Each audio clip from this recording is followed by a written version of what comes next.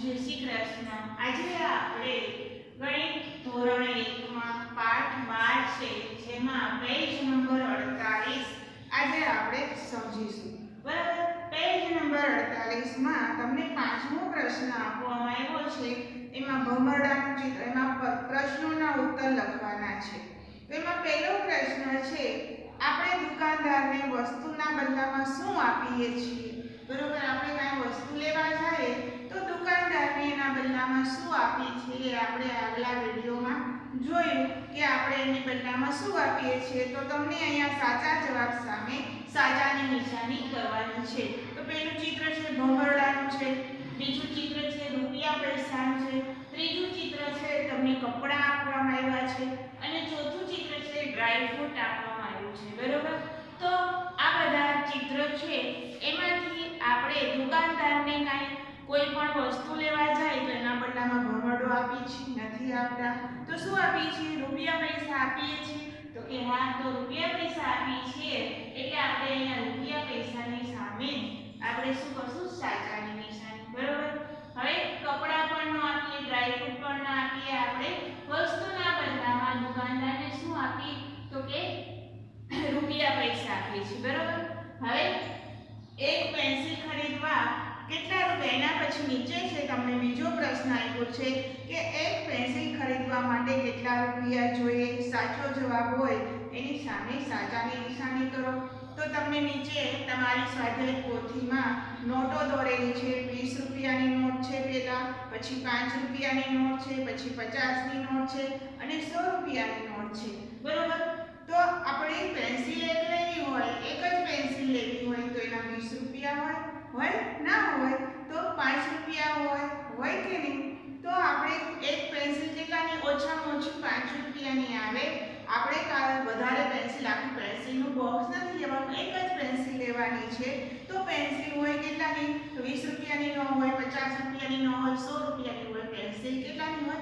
5 રૂપિયાની. તો આપણે 5 રૂપિયાની સામે સાચાની નિશાની કરું છું. બરાબર.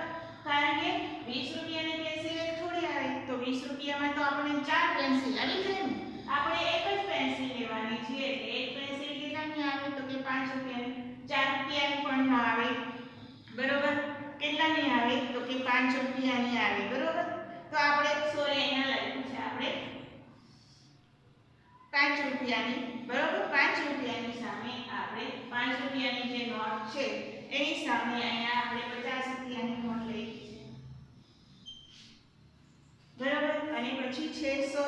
આ 5 રૂપિયા અને 4 રૂપિયા લખેલા છે. બરોબર. અહીંયા 4 રૂપિયા, 10 રૂપિયા. તો એક પેન્સિલ છે કેટલાની આવે? તો કે 4 રૂપિયાની. બરોબર. આપણે 5 રૂપિયાની ને 4 રૂપિયાની પણ એક પેન્સિલ આવે, 5 રૂપિયાની પણ આવી શકે. તો આપણે શું લખીશું? 4 રૂપિયાની ઓછામાં ઓછી કિંમતમાં આપણે એક પેન્સિલ મળી જશે. બરોબર. તો આપણે લખીશું 4 રૂપિયા. બરોબર. 2 રૂપિયાની નો આવે, 5 રૂપિયાની નો આવે, 4 રૂપિયાની નો આવે, 10 રૂપિયાની નો આવે. બરોબર. તો આપણે છે સોરી 1 મિનિટ, આ રબર ખરીદવાનું છે. પેન્સિલ ખરીદવામાં આપણે અહીંયા લખી નાખશું 20 રૂપિયા. બરોબર. અહીંયા શું લખેલું છે? 20 રૂપિયા.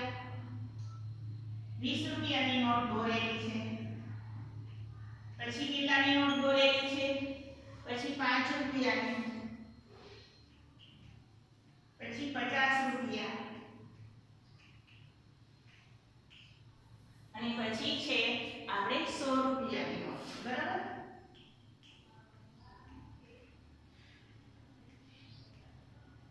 તો આપણે એક પેન્સિલ છે એ 20 રૂપિયાની નો આવે, 5 રૂપિયાની આવશે.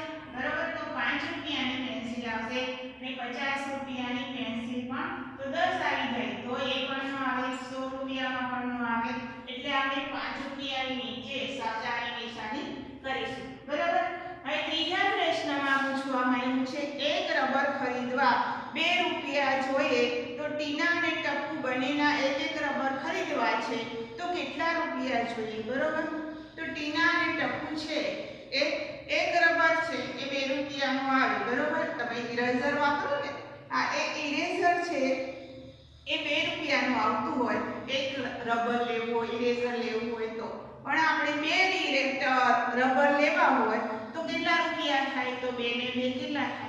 4 ટપુ અને કોણ છે બીજું ટીના એ બેયને એક એક રબર જોઈએ છે તો આપણે બે રબર ખરીદવા પડે તો બે રબર કેટલા રૂપિયાના થશે તો બેને બે કેટલા થાય 4 રૂપિયા તો આપણે અહીંયા 4 રૂપિયા સામે સાચાની નિશાની કરીશું 2 રૂપિયાનું એક રબર છે 5 રૂપિયાનો થાય બેને બે 4 થાય એટલા માટે આપણે 4 રૂપિયા એટલે સાચાની નિશાની કરીશું બરાબર હવે એના પછી ચોથો પ્રશ્ન છે તમને રે પાસે 100 રૂપિયા છે નીચેનામાંથી તે શું ખરીદી શકશે રે છે એની પાસે કેટલા રૂપિયા છે 100 રૂપિયા તો હવે એ શું ખરીદી શકશે તો ટીવી પછી ફ્રીજ પછી મકાન છે ટેડી બિયરનું રમકડું છે તો એમાંથી શું ખરીદે 100 રૂપિયામાંથી તો ટીવી આવે 100 રૂપિયામાં 100 રૂપિયામાં ટીવી તો ના આવી શકે ઓછામાં ઓછી 5000 રૂપિયા તો જોઈએ આપણે ટીવી લેવું હોય તો બરોબર પછી ફ્રીજ પણ ન આવે પછી મકાન લેવું હોય તો કઈ 100 રૂપિયામાં મકાન મળે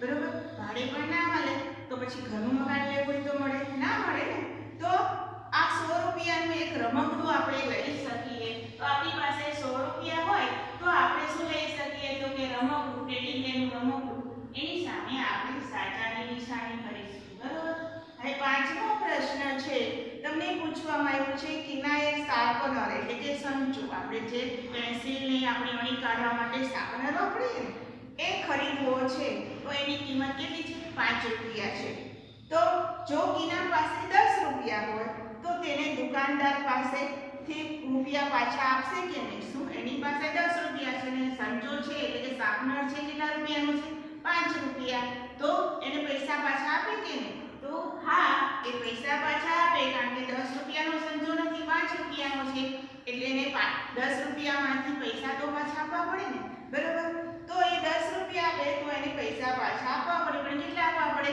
તો 10 માંથી 5 જાય તો કેટલા થાય તો કે 5 રૂપિયા તો દુકાનદારને કેટલા રૂપિયા પાછા આપવા પડે તો અહીંયા લખશો હા દુકાનદારને પૈસા પાછા આપવા પડે અને કેટલા રૂપિયા તો કે 5 રૂપિયા પાછા આપવા પડે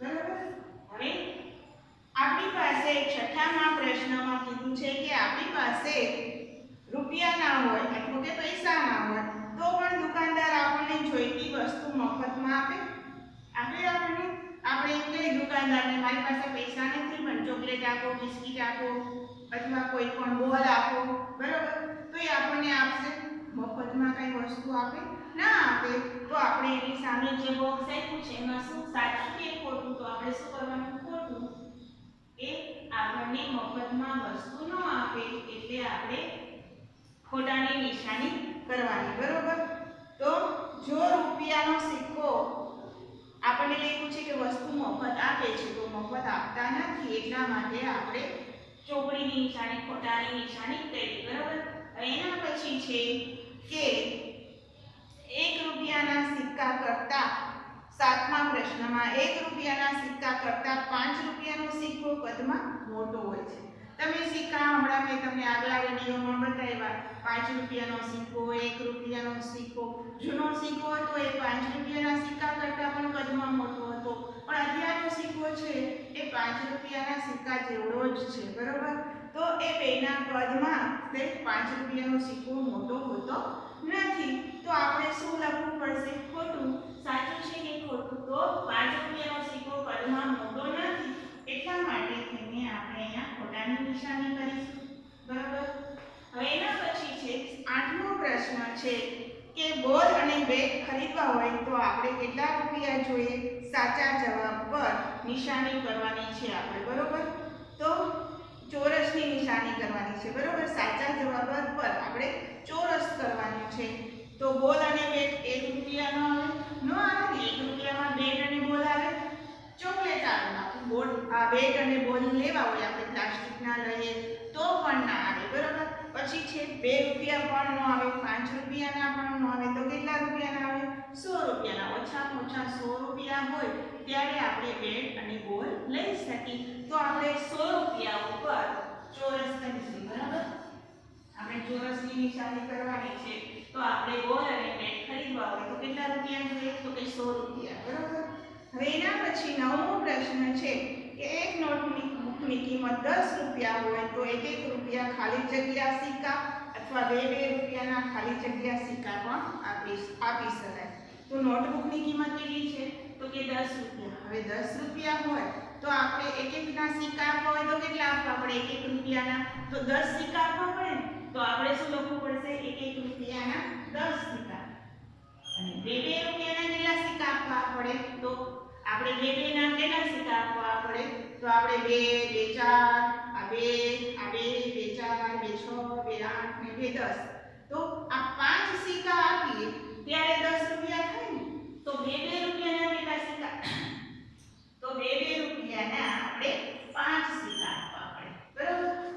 તો આપણે જવાબ આપણી પાસે 1 રૂપિયા હોય તો આપણે કેટલા 10 રૂપિયાની વસ્તુ માટે 10 સિક્કા આપવા પડે.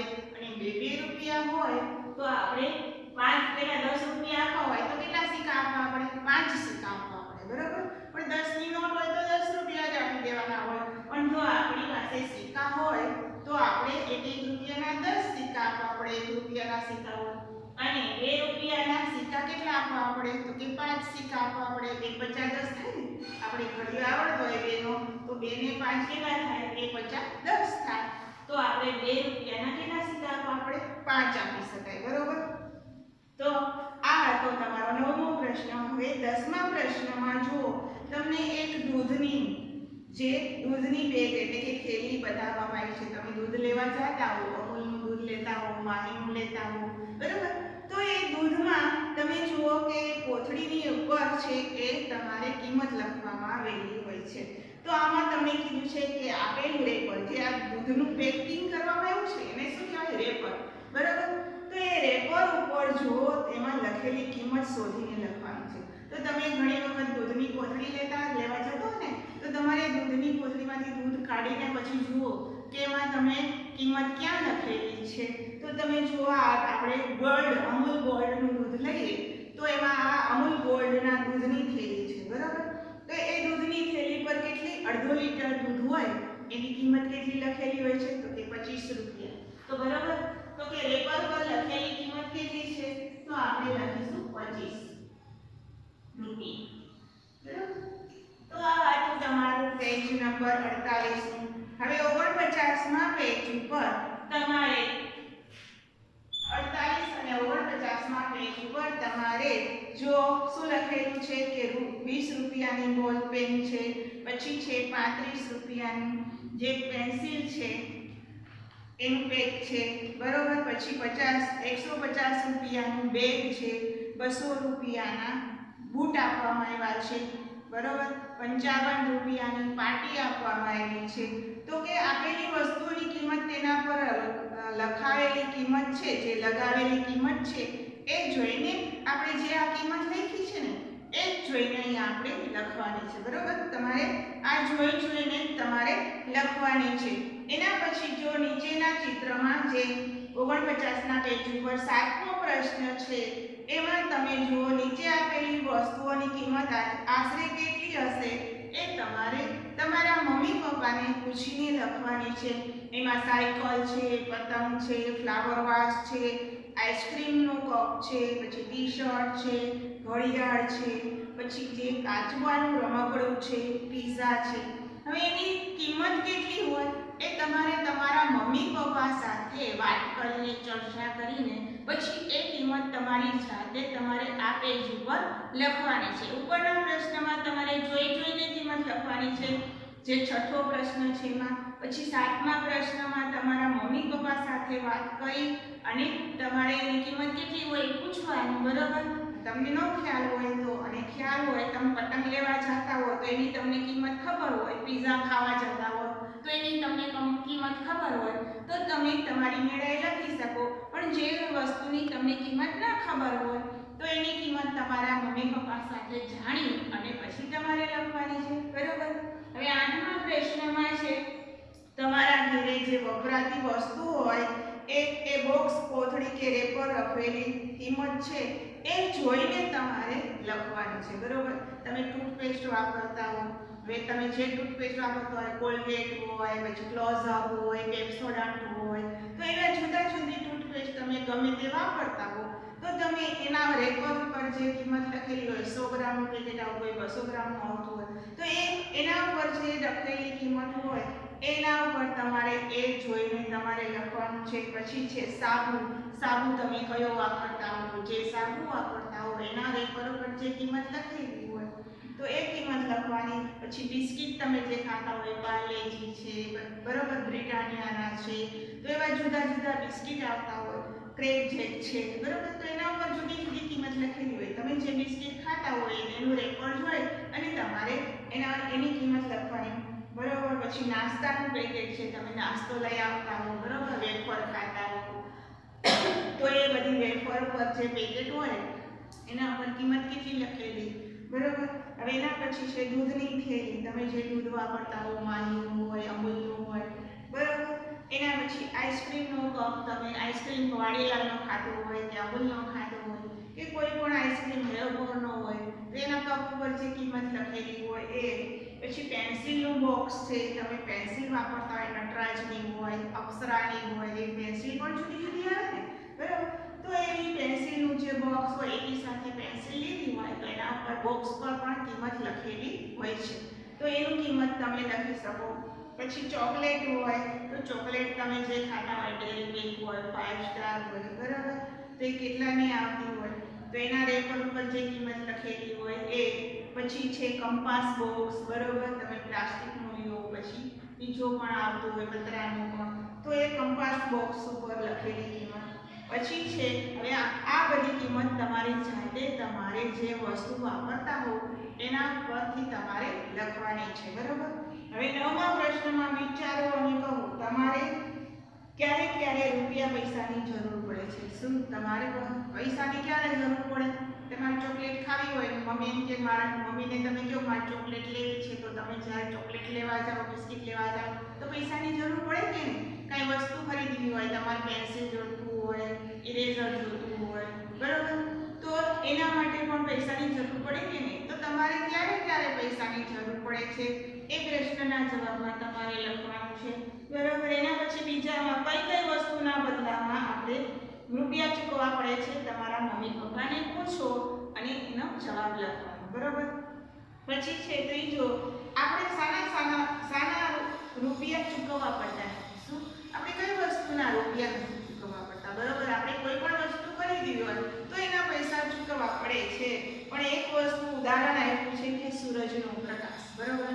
આપણે આ લાઈટ વાપરીએ તો લાઈટ માટેની પણ વીજળીનું બિલ આવે કે નહીં? આપણી ઘરે આવતું હોય ને લાઈટનું બિલ, બરોબર, એનું પણ બિલ ચૂકવવું પડે છે. આપણે ઘરમાં પ્રકાશ મેળવવો હોય તો આપણે આ જે પંખા વાપરીએ, લાઈટ વાપરીએ એનું બિલ ચૂકવવું પડે છે. પણ જે ભગવાન છે, સૂર્યનારાયણ ભગવાન છે, આપણને પ્રકાશ આપે છે તો એનું બિલ એ આપણી પાસેથી લે છે? નથી લેતા, તો આપણે એના પૈસા નથી ચૂકવવા પડતા. એ જ પ્રમાણે આપણે હવામાંથી જે ઓક્સિજન મળે છે, બરોબર, એનાથી આપણે શ્વાસ લઈ શકીએ, બરોબર, તો એ ઓક્સિજન પણ હવામાંથી મળે છે, તો આપણે હવાના પૈસા ચૂકવીએ છીએ? નથી ચૂકવતા. તો એ આપણે સાના રૂપિયા ચૂકવવા નથી પડતા એ આપણે સમજવાનું, બરોબર. તો આ પેજ નંબર 49 છે એ તમારે તમારી જાતે મમ્મી પપ્પા સાથે વાત કરી અને ચર્ચા કરીને તમારે એના જવાબ લખવાના રહેશે. ચાલો બાળકો, જય શ્રી કૃષ્ણ.